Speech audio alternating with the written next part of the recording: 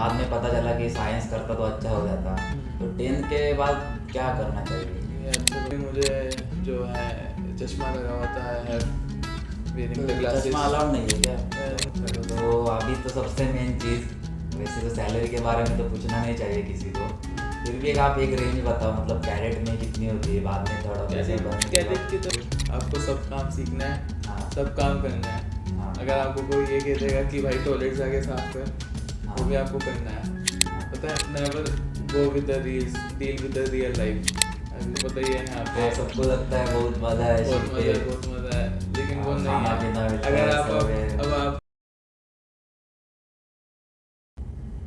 नमस्कार मित्रांनो, आता मी आपल्या शिपचे कॅडेट गाभा सर यांच्या केबिनमध्ये आलो आहे।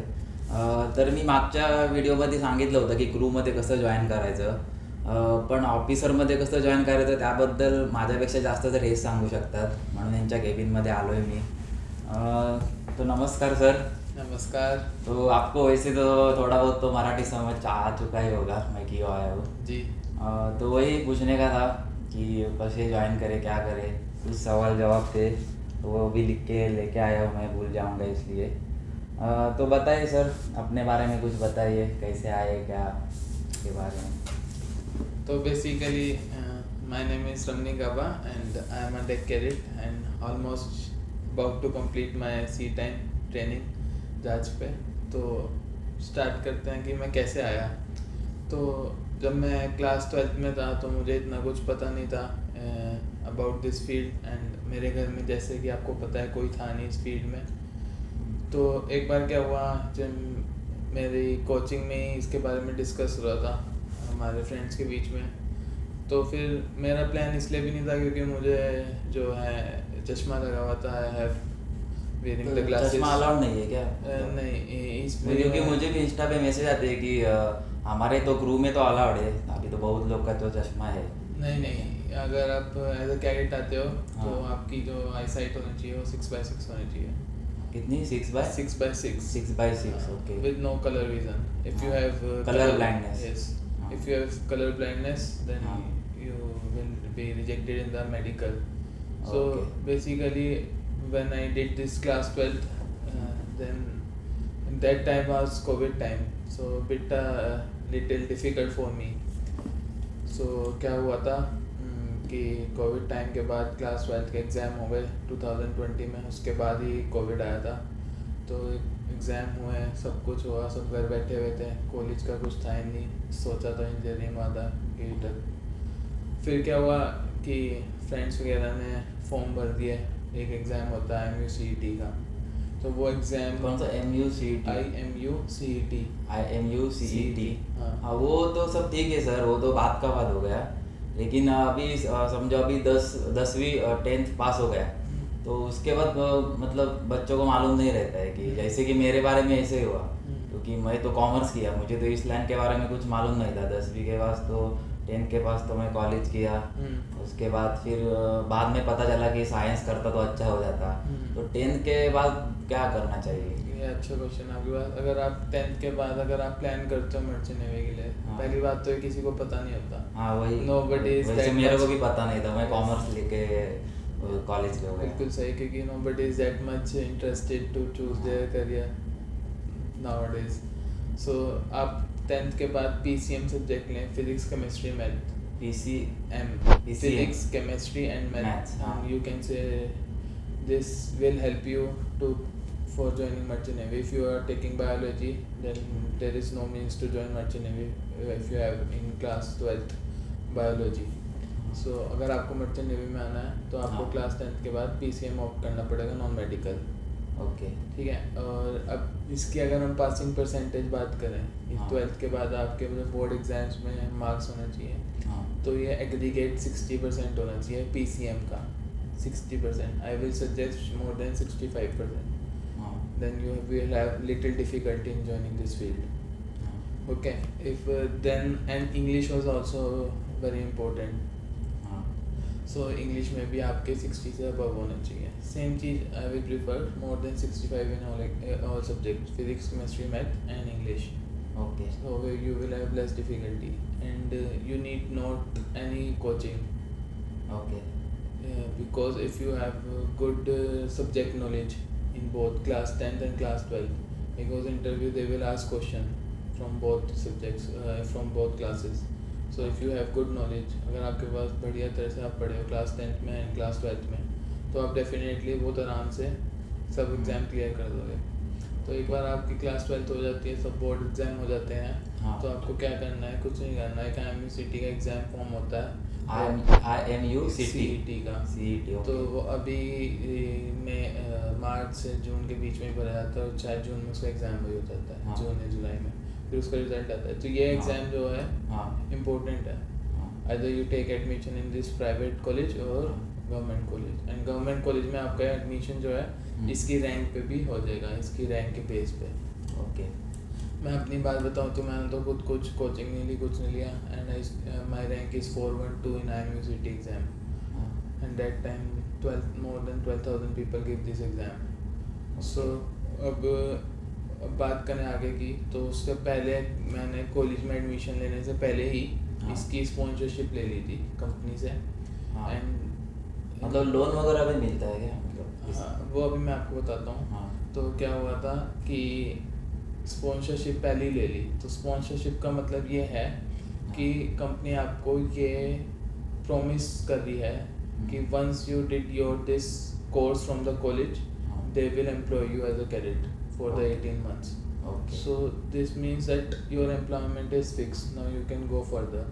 So this is better for me that before applying in a college, I have my placement. Okay. So I will suggest all of you to do the same.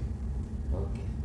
तो फिर क्या हुआ कि एक बार आपके पास प्लेसमेंट आ गई, फिर मैंने कॉलेज का फॉर्म भरा, क्योंकि मेरा घर के पास दिल्ली था. तो मैंने अप्लाइड रिसर्च इंटरनेशनल ARI से कैडेटशिप पूरी करी.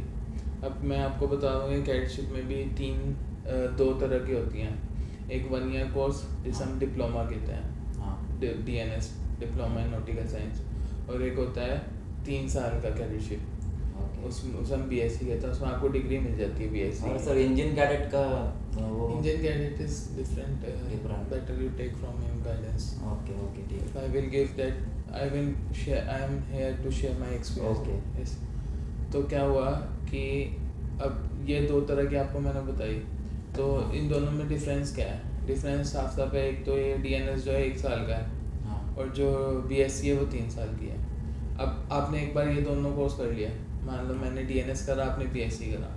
तो अगर मैंने DNS किया है तो मुझे शिप पे 18 months की ट्रेनिंग करनी है, और अगर आपने BSc करी है तो आपको 12 months मतलब आप अभी 18 के बाद आप थर्ड ऑफिसर बनोगे 18 मंथ के सेलिंग के बाद. 18 months की सेलिंग के बाद अब मैं जाऊंगा, मैं एग्जाम्स दूंगा, एग्जाम देने को. That took also 1 year. उसके बाद third after that I will come as a third officer. Okay. तो ये प्रोसीजर था DNS और BSc का. तो उसके बाद आपने कॉलेज सेलेक्ट करा, तो मैंने जैसे आपको बताया अभी कि ARI दिल्ली से मैंने कॉलेज करा. और मुंबई में वगैरह भी होंगे कहीं से, हर जगह है कॉलेज, ऐसी बात नहीं है. उसमें मतलब कौन से अच्छे वगैरह, मतलब प्लेसमेंट वगैरह देने वाले कौन से मतलब अच्छे कॉलेज है उसके बाद? That I already told you, no, better you take the sponsorship first than applying in the college. Okay. In that way you have already a job. Now Okay. you are doing the 1 year course and you are searching for the placement. Okay. This is the field where you get the placement before then joining the ship. So it helps you, it's little bit secure your future. Because you know in this field there are a lot of agents who took money to put them to you on your ship. So in that case I am lucky कि मैंने आज तक किसी agent को भी 1 रुपया नहीं दिया. तो ये चीज़ है. तो अब कॉलेज में अब आ गए, आपका एडमिशन हो गया, तो उससे पहले मेडिकल होगा. तो उसमें आपको वहीं पे पता चल जाएगा आप फिट हो या अनफिट हो कोर्स करने से पहले. तो ये एक अच्छी चीज़ है. पहले आपका मेडिकल हो रहा है और आपको जो भी कुछ रिजेक्ट वगैरह होने वो पहले ही हो जाए. नहीं तो आपने 1 साल का कोर्स कर लिया, इतना पैसा दिया, उसके बाद आप मेडिकली फेल और आप शिप पे नहीं चढ़े, उसका कोई फ़ायदा नहीं है. अब कॉलेज की फ़ीस होगी अराउंड, मेरी थी 5,90,000 college fees. After that there was once you do 1 year course, after that there was too much courses, छोटे मोटे कोर्स आपको पता ही है, आपने भी होंगे ST सर्टिफिकेट, तो उनको करने में भी travelling expenditure. until you join your first year as a cadet you already spend 8 to 9 lakhs. And this college fees of is जो मैं बता रहा हूँ मेरे कॉलेज की थी, but if you go to another college like Anglo Eastern and that have 7,90,000, I get the sponsorship from that too, but I choose this because of this college has less money and I personally take this education loan, so I need to choose a college with minimum fees so that it could help me. तो ये तो सारा joining procedure था। उसके बाद 1 साल का course करा, छोटे मोटे कोर्स करे, उसके बाद शिप ज्वाइन हो गई। तो ये मेरी लास्ट शिप है। उसके बाद तो आप थर्ड ऑफिसर बनोगे। अब कर जाएंगे, एग्जाम देंगे, ओके। उसके बाद चल जाएंगे। तो अभी तो सबसे मेन चीज़, वैसे तो सैलरी के बारे में तो पूछना नहीं चाहिए किसी को, फिर भी आप एक रेंज बताओ, मतलब कैडेट में कितनी होती है, बाद में थर्ड ऑफिसर बनने के बाद? कैडेट की तो सबको ही पता है यार, मतलब अगर आप तो हमें पता है। नहीं, वैसे बाकी भी लोगों आप को तो नेट मालूम पे है। सर्च मारोगे तो आपको मिल ही जाएगी। और मतलब अगर आप एवरेज लेके चलो तो $450 से $600 आपको मिल जाता है पर मंथ। ओके, और बाद में थर्ड ऑफिसर बनने के मेनली सबको $500 मिलता है अगर आप मोस्ट ऑफ द कंपनीज में। इससे बाद? ज़्यादा मतलब ये तो मतलब ट्रेनिंग है ना, ये तो स्टाइपेंड है ना, दे आर हाँ। Paying us far Okay. Better than others. Okay, and बाद में थर्ड ऑफिसर के बाद होने के बाद कितने थर्ड साल? ऑफिसर के बाद it's depend you Company and, company ship. To company also, and they are not sending you direct But as a third basic, officer, they are normal. sending you as a junior officer. They are playing with our salaries, so it start about $1,500 and get on increase once you become a good हाँ, in your work in this. Okay. और sir वो आपने मतलब जो admission का बोले IMUCT, उसमें as का वगैरह कुछ नहीं लिमिट है, है? एज का कुछ नहीं है, वही 18 अबव होना चाहिए। 18 अबव। हाँ, और उसके बाद कुछ एज लिमिट नहीं है, मतलब दे सकते हो। I think 25, I have to search it, 25 okay till you 25 you can give the exam। Okay. और बस यही है कि अगर तुम वो सब सही कर रहे हो अपना क्लास 12 में पढ़ाई, तो तुम आराम से सक्सेस हो सकते हो इस फील्ड में आने के लिए। बट एक चीज़ और बोलूँगा कि don't come with the reels you see on the Instagram and Facebook. हाँ, here the life is very much different, आपको यस भी पता यस है। Yes yes. यहाँ पे ये नहीं है कि आप लोग दिखा रहे हो, हाँ, आपकी बात नहीं कर रहा, आप अलग हो, लेकिन क्या अलग नहीं, वही है, सबका वही है। लेकिन वो चीज़ अलग है ना, जैसे आपको पता ही है यहाँ पे हाँ, सबको लगता है बहुत मजा है बहुत शिप मजा पे। है, बहुत मजा है, लेकिन वो हाँ, नहीं खाना है। पीना मिलता अगर है, आप सब है। अब आप कैडेट में आ रहे हो, आपको ये नहीं लगना चाहिए कि आप मतलब मजे करोगे, आपको सब काम सीखने हैं, हाँ, सब काम करने हैं। हाँ, अगर आपको कोई ये कह देगा कि भाई टॉयलेट जाके साफ कर, वो हाँ, भी आपको करना है, हाँ, पता है ना आपको, तो हाँ। आपको सब पता ही है, ठीक है। तो never go with the reels, deal with the real life, I will say. Yes.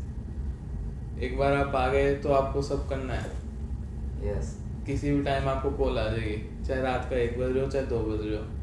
Yes. यहाँ पे ये नहीं है कि आप अगर सुबह 8 बजे गए, 5 बजे तक काम किया, फिर अगले दिन 8 बजे आ रहे, ऐसा नहीं और होगा। कैडेट के तो 18 मंथ तो मतलब हाँ, पूरा मतलब कैडेट की तो लगने वाली है शिप पे।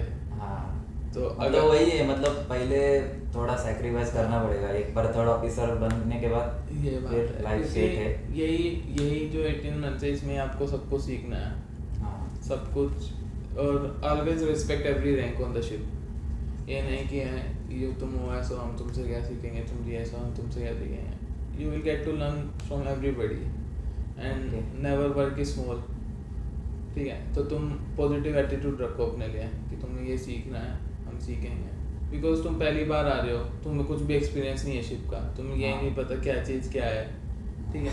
और जो वहाँ पे पहले से ही है इतने दिनों से, उसे कुछ ना कुछ तो पता ही है ना शिप के बारे में, तो तुम्हें वो सही गाइड करेगा, ये नहीं है कुछ गलत बताएगा। तो सबसे सीखने वाला एटीट्यूड रखना चाहिए, पॉजिटिव एटीट्यूड तुम्हें रखना चाहिए। हाँ भाई, इससे मुझे ये चीज़ सीखने को मिल जाएगी।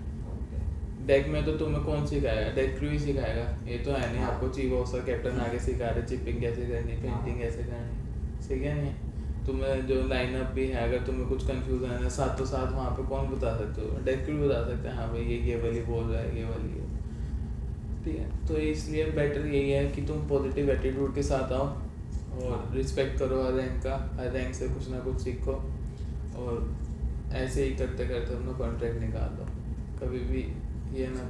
और आपका सर कैडेट में 9 मंथ का ही रहता है ना मतलब 9 मंथ्स का रहता है, हाँ। किसी किसी शिप में 6 मंथ की 3 शिफ्ट कराते हैं, किसी में 9 मंथ्स की 9 के 2 में ही हो जाता हाँ। है। ओके, धन्यवाद फिर आपके आगे की जर्नी के लिए हमारी तरफ से बहुत बहुत शुभकामनाएं। जल्दी नेक्स्ट शिप पे थर्ड ऑफिसर में मिलो और जल्दी जल्दी कैप्टन भी बनो, यही मतलब भगवान से प्रार्थना है।